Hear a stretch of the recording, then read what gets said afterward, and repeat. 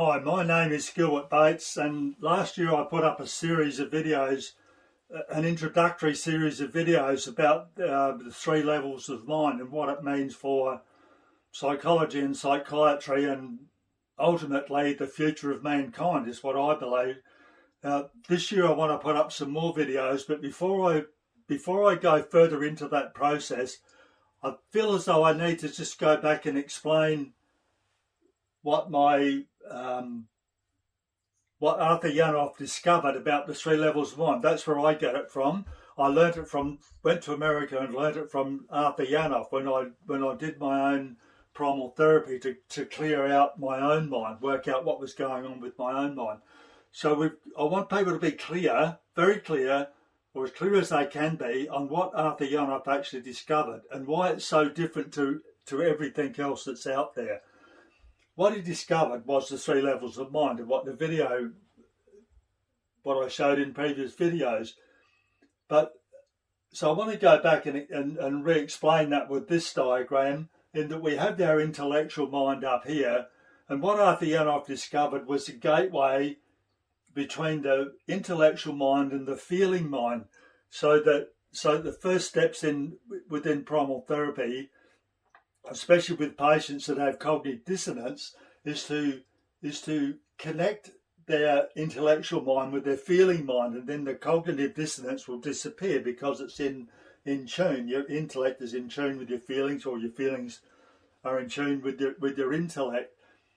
And then as Arthur Janov developed the therapy, he found that people actually dropped into a lower level of brain function. We have our intellect, we have our feelings, and then he found out we actually have sensations, where you go into a reptilian type state, I suppose, where you basically shut your eyes and you become you observe your world around you as a sensation, and then you find out that part of the mind is affected by experience. It's not an intellectual part of the mind, it's an experiential part of the mind. And that's what Janov discovered, and that's so important that we understand the three levels of mind from the point of view of the intellectual mind, the feeling mind, and then the level of sensation which deals in experience.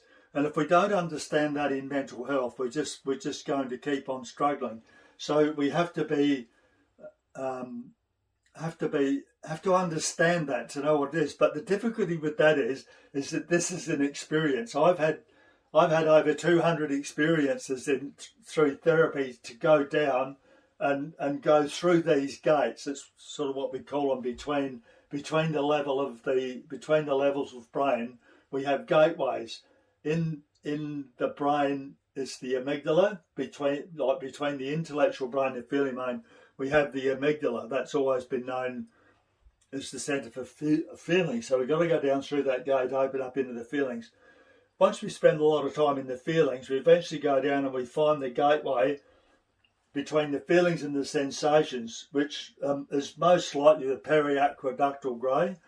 A scientist by the name of Jack Pagsep actually said that's the centre of the brain, or the part of the brain where all this functioning here goes through this gateway, and that gives us our feelings. So that's the important thing about our feelings and what happens in our intellectual brain as well, that it's driven by this area of the brain down here.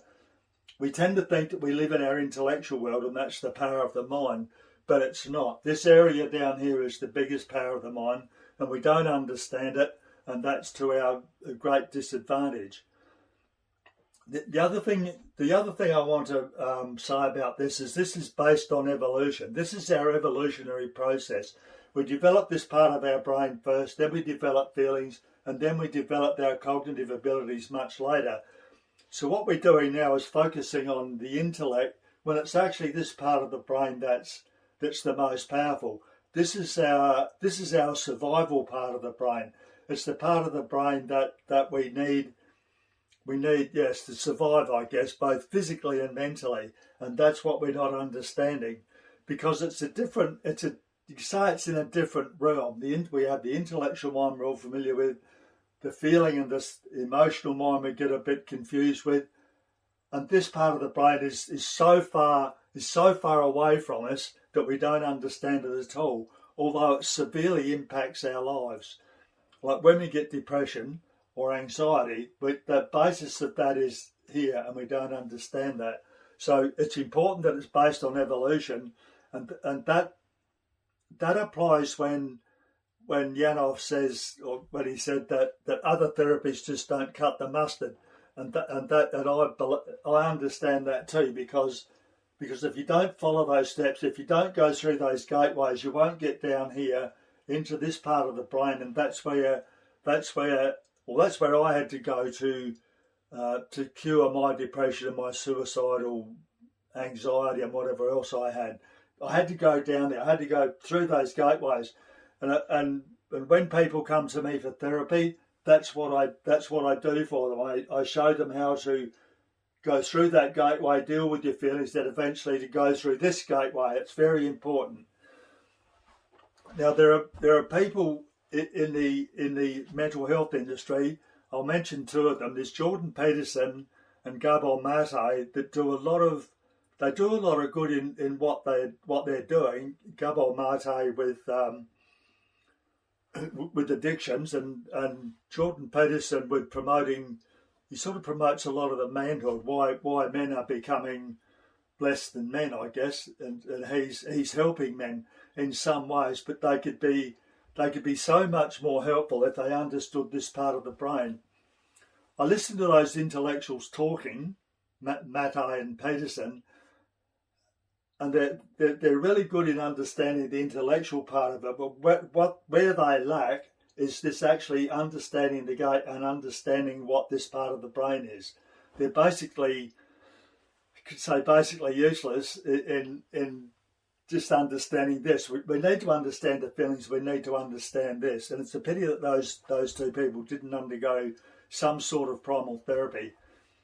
In actual fact, I would say that anybody that deals with any part of the human brain, like especially psychologists and psychiatrists, and people like biologists and even philosophers, really should do 12 months of primal therapy to open these gates, because it just broadens your horizon so much about how the human mind works.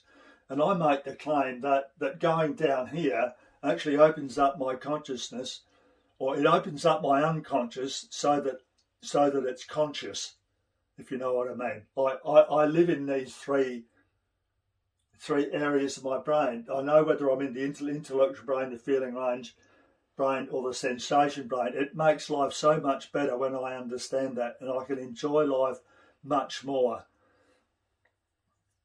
in understanding that, and getting rid of my primal pain in that area of my brain really helped me. So when I go forward into the next videos, I might be saying things that aren't out there, that experts or so-called experts like Jordan Peterson and Gabor Mate don't understand. I understand it because I've actually experienced that. I don't have a PhD, or I have a degree in bachelor's degree in psychology, but that's all I have. My experience comes from going down through here, or my qualification to talk about the deep and meaningful aspects of mental health, like suicide and all those sorts of things, domestic violence, which I'll be making videos on later. I come from this area here, this knowledge of this area here, which people like Jordan Peterson and Gabor Mate don't have. So I just wanted to point that out, that's where I'm coming from, and hopefully we'll get scientists later on, or some scientists interested in the three levels of mind to prove it, because that's where mankind needs to go. It's where science needs to go, and it's where humanity needs to go.